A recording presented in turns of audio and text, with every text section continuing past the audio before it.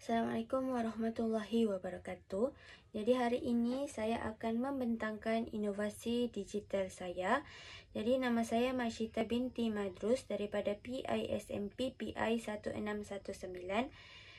Nama pencara Ustaz Nikzul Azhar bin Nik Hassan. Nama inovasi saya pula ialah penggambaraan Ciko. Di dalam inovasi ini, saya menekankan bidang Al-Quran iaitu tajuk Hukum Nun Mati dan Tanwin. Okey, seterusnya ini adalah isi kandungan yang terdapat di dalam slide pembentangan saya. Jadi kita terus kepada pengenalan. Sebagai pengenalannya, menurut Kamus Dewan Bahasa 2010, tajwid ialah sebutan atau lafaz yang betul dan sedap didengar.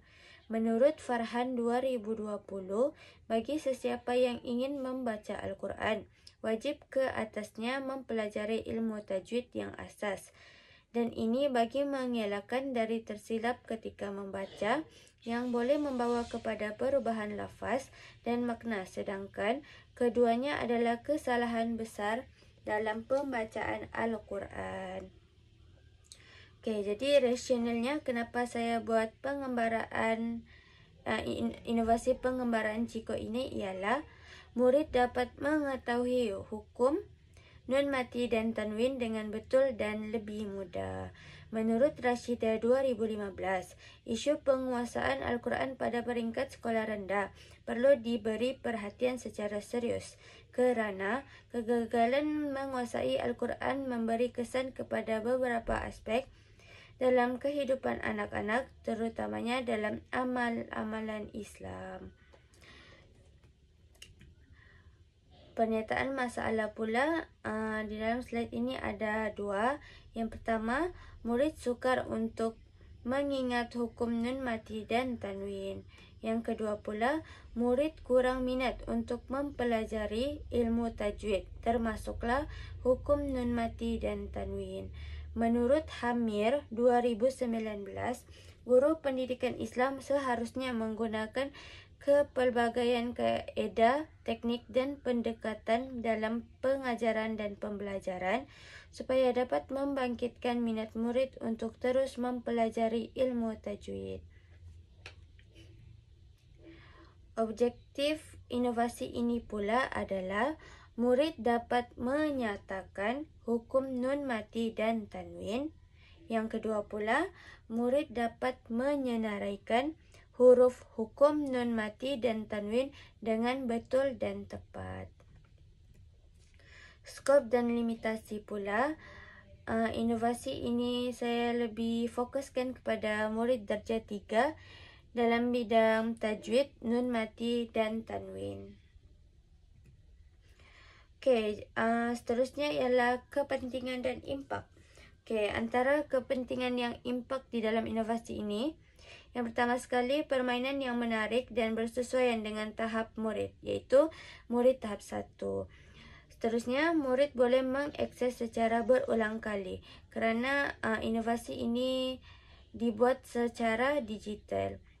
Seterusnya, mengandungi bahan pembelajaran dan bahan pentaksiran. Yang keempat pula, guru mudah untuk mengenal pasti pencapaian murid daripada pentaksiran yang telah dijalankan. Yang terakhir sekali, murid dapat memahami isi pembelajaran dengan lebih mudah lagi. Seterusnya ialah anggaran kos. Jadi anggaran kos bagi inovasi ini ialah tiada kerana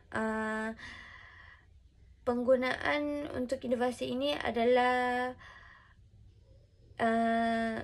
telefon bimbit, laptop dan juga internet. Seterusnya, model inovasi.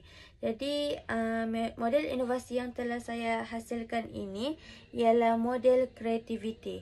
Yang mana model creativity ini saya telah menyusuri 4 peringkat asas, iaitu yang pertama sekali, mengenal pasti masalah, perkara ataupun produk yang ingin dihasilkan.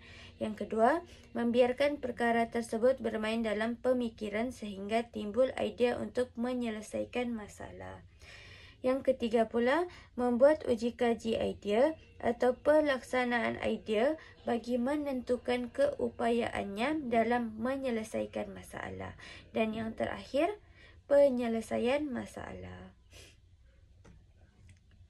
Okey, ini pula adalah maklum balas. Jadi maklum balas yang saya dapat adalah daripada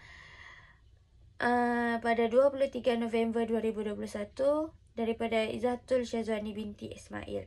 Jadi katanya, cadangan saya adalah agar pembentang dapat menambah arahan dan manual penggunaan inovasi agar lebih mudah digunakan oleh murid. Jadi yang sebelah kiri ni, yang di sebelah kanan ni adalah inovasi sebelum saya mendapat maklum balas ni, dan yang sebelah kanan ni pula adalah inovasi saya yang telah saya perbaiki selepas mendapat maklum balas ini. Okay, jadi seterusnya adalah cara penggunaan. Okay, jadi di dalam slide ini ada dua saja cara penggunaan. Yang pertama sekali ialah dengan menekan link yang diberikan. Yang kedua pula, selepas menekan link yang diberikan itu, kita hanya perlu klik murid ataupun guru yang ingin mengakses inovasi ini hanya perlu klik bendera hijau yang terdapat di atas sebelah kanan inovasi ini. Okey, selepas menekan bendera hijau itu, jadi kit inovasi ataupun penggembaraan Ciko ini akan bermula. Jika murid ataupun guru menekan butang ulang kaji, maka murid dan guru akan mempelajari dahululah tentang hukum nun mati dan tanwin dalam bentuk mnemonik. Seterusnya pula ialah permainan. Okey, setelah kita mempelajari ataupun ulang kaji tentang hukum nun mati dan tanwin, murid ataupun guru boleh bermain permainan yang telah dibuatlah di dalam inovasi ini berkaitan dengan hukum nun mati dan tanwin. Okey, seterusnya ialah dapatan pelaksanaan. Jadi di sebelah kanan ini adalah bilangan murid yang mengetahui huruf hukum nun mati dan tanwin sebelum inovasi dilaksanakan. Okey, seperti yang kita dapat lihat, lebih ramai lagi murid yang tidak menguasai berbanding menguasai hukum nun mati dan tanwin. Manakala di sebelah kanan ini pula adalah, kiri ini pula adalah bilangan murid yang mengetahui huruf hukum nun mati dan tanwin selepas inovasi dilaksanakan. Okey, seperti yang kita dapat lihat, lebih ramai lagi murid yang menguasai dan murid yang tidak menguasai pula semakin berkurang. Jadi, okey, sebagai kesimpulannya, sebagai umat Islam, ilmu tajwid merupakan perkara yang wajib dipelajari. Penggunaan inovasi dalam pengajaran dan pembelajaran ilmu tajwid sedikit sebanyak dapat membantu murid-murid yang beragama Islam pada generasi kini. Seperti yang kita tahu, pada masa kini adalah segelintir murid yang beragama Islam yang masih lagi tidak mendalami lagi ilmu tajwid. Jadi dengan adanya inovasi yang menarik ini, ia dapatlah membantu murid, dapat menarik minat murid dalam mempelajari ilmu tajwid dan ilmu dalam Islam. Okey, jadi seterusnya ini adalah sumber rujukan. Sekian, terima kasih.